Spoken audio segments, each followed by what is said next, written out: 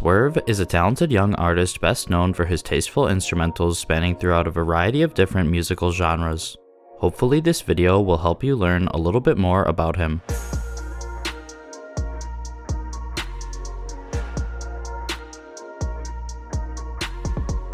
Growing up in London, Werve had a couple hobbies aside from music early in his youth that seemingly had a big impact on who he is today. One half of Werve's early hobbies included playing video games and spending a large portion of his childhood on the internet. Werve said as a kid he watched a lot of YouTube, specifically a lot of Minecraft YouTubers, and he even made some Minecraft and Roblox YouTube videos himself. The other main hobby Werve had as a child revolved around cars. Werve said he was really young when he first started loving cars, and he became a massive fan of the TV show Top Gear. He mentioned watching this TV show with his best friend at the time who just so happened to love cars as well. Werve also mentioned that his grandfather and great-uncle were two other people in his life early on that shared his love for cars, and he recalled his grandfather owning a few classic cars himself and taking young Werve to car showrooms as a kid. In regard to the music that Werve was exposed to early on, he mentioned picking up some music from his mother. He specifically mentioned his mom playing The Smiths along with other indie bands around him when he was a kid. It was then a couple of years down the line that Werve started to discover music that he enjoyed on his own. He said it was during the time that he was watching a lot of YouTube that he developed a taste for EDM music through some of the YouTubers' intro music. Subsequently, Werve became a fan of YouTube music outlets such as NCS, Monstercat, and Trap Nation, and he believes that this is where his love for music truly started. It was during Werve's year 4 in school when he first had the opportunity to create music for himself at 8 years old.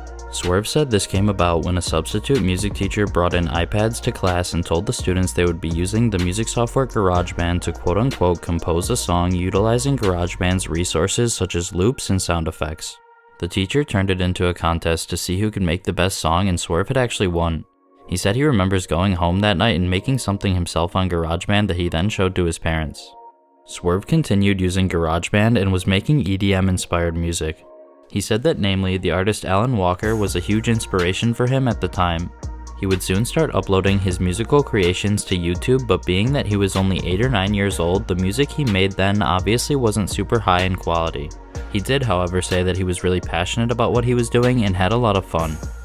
Werve was making beats on GarageBand all the way up until he was about 12 years old, and at some point he went from making EDM to making lo-fi hip-hop. He said he enjoyed music he found from the YouTube curation channel titled The Bootleg Boy and included Sad Boy Prolific as being one of his favorite artists in that scene.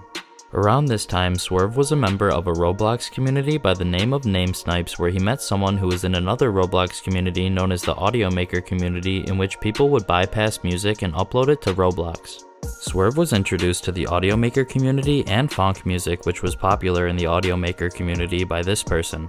Werve took a liking to how unique funk music sounded and how underground it felt. He also especially loved it because it was associated with drifting cars through cover arts and drifting edits. Not too long down the line from here, Werve got the music software FL Studio as a gift for his 13th birthday, and he began to make funk music himself. This came about when Werve had recently joined a Discord server for audio makers where he actually met some people that made drift funk music. One of these people was an artist by the name of Silva Rounds. Werve asked Silva Rounds if he would help him learn the basics of FL Studio and how to go about starting to make funk music. Silva agreed to help out, and the two artists got into a Discord call one day to create Werve's first funk song. This song was titled You're Already Dead featuring Silva Rounds, and it was at this point Werve started going by his current stage name. It was only a month after Werve's first funk release that he created his first breakout hit titled City Lights.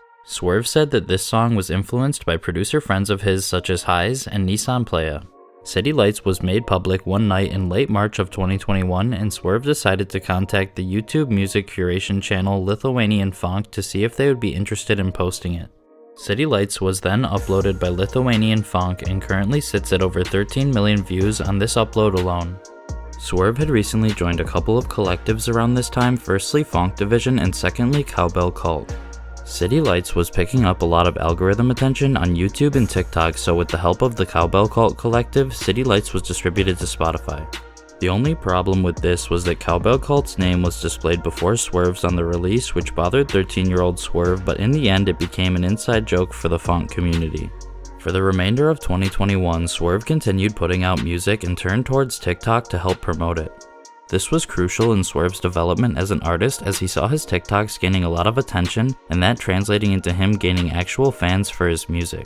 Swerve also made a lot of friends in the funk scene during 2021 and went on to say that the scene was very tight-knit back then and everyone knew each other.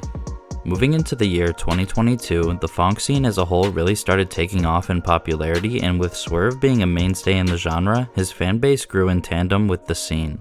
Swerve didn't have much else to say about the year 2022, however, if you comb through his discography you can find countless popular releases throughout that year. During the year 2023, there was a little bit of a shift in the sound of funk music that Swerve had picked up on for himself. He said it felt like a lot of producers were getting tired of making the same old music, and a style of music that mixed funk with Brazilian funk had appeared. Swerve collaborated with Slowboy, a pioneer of this new style, on the song titled Funk Up Brazil. The song had exploded in popularity and Swerve continued to experiment in this style. Swerve then released a couple more Brazilian tracks that became popular, such as Baladinha Sinistra and Toma Toma Toma. Later on, in October of 2023, Swerve and a couple of his producer friends known as Sacred Mane and Force met up in Amsterdam for an event that a lot of people from the funk community were attending. Swerve found it to be beneficial for networking purposes, and he had met a lot of people in the genre in person for the first time.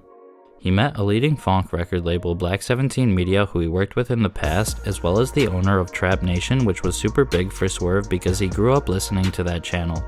He also met up with Aurorian Records, who released most of his viral Brazilian songs. Swerve is still close with Aurorian Records to this day, as they're based in the same area of London as him, and they recently released his song Hard Jump 1988 that exploded on TikTok. In the start of 2024, Swerve was looking to expand his sound and try out new musical styles.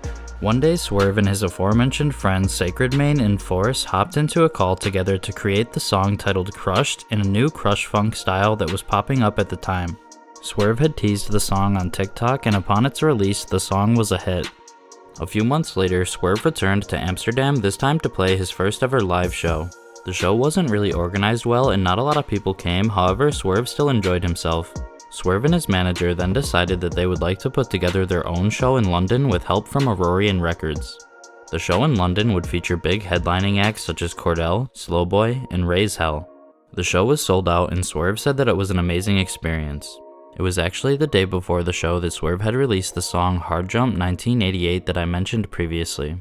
The song didn't really blow up until later on in December of 2024, however when it did, it quickly became one of his biggest tracks. Since then, the track placed on the top 25 electronic songs chart by Billboard the same week of Swerve's 17th birthday. Swerve said that recently he's taken even more of a liking to jump style and hardstyle, and he's continuing to work on and release more tracks in those styles. In regard to other things we can look forward to, Swerve said he's got big plans and projects coming soon, and I for one am excited to see what he does next.